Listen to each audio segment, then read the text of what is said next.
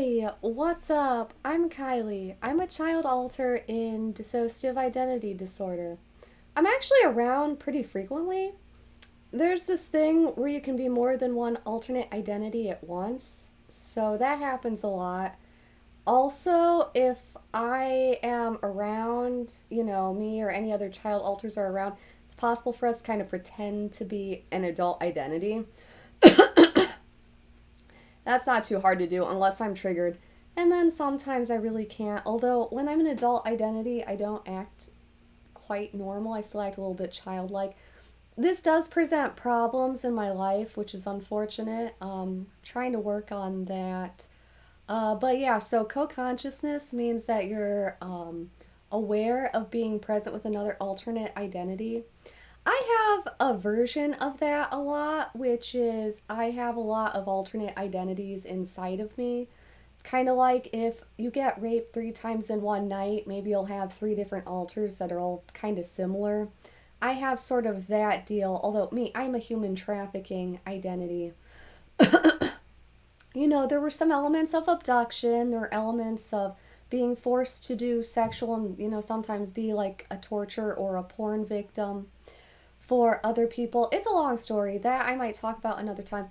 I got roofied a lot and, knocked out to cover what was happening. People tried to deliberately give me alternate identities. Partly as a sex game for a couple of people that had a mental illness fetish, but also partly so that I would forget.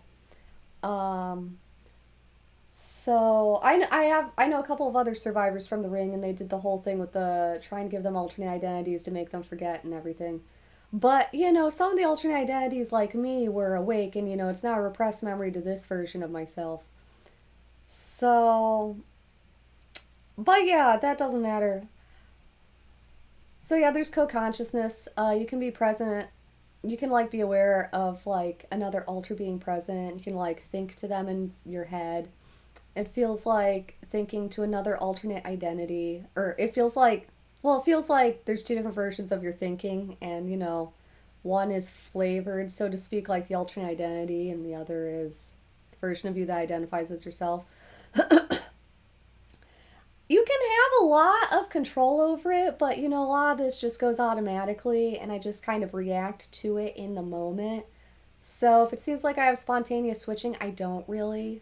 Um, so I have a lot of passive influence, which means there could be like 3 alters sort of active, and it kind of bleeds into my behavior. So if you're passively influenced by a child identity, you might act more childishly, and it might embarrass you. I wrote down a list of things I wanted to talk about, but I'm not the alter that wrote them down, so I'm just kind of running through them.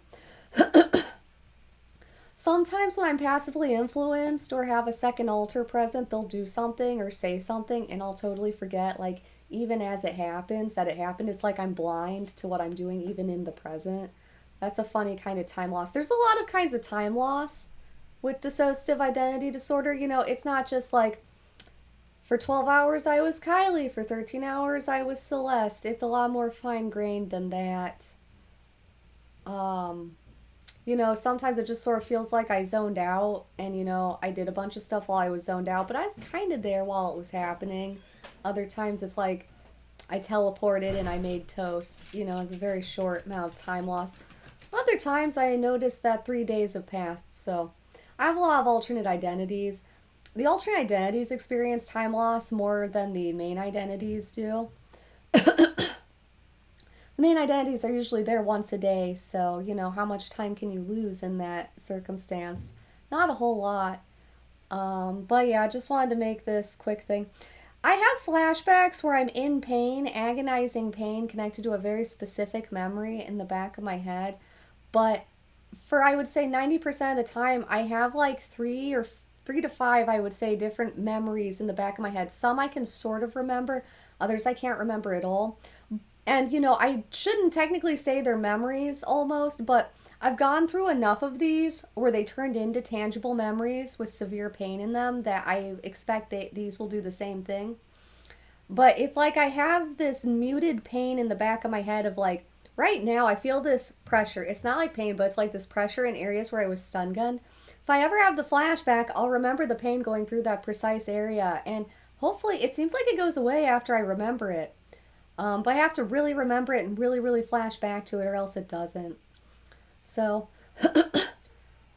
taking bets as to whether or not I remember that this happened later. Time loss is better for me. It's possible to remember what an alternate identity does, especially after you get diagnosed with DID and become aware of it and start integrating.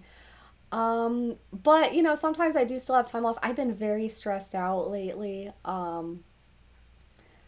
But yeah, so anyway, I'm gonna go play a game and like do a real stream. This is just a video. I just wanted to do a quick little video because I fixed my overlay and that's exciting. Very, very exciting.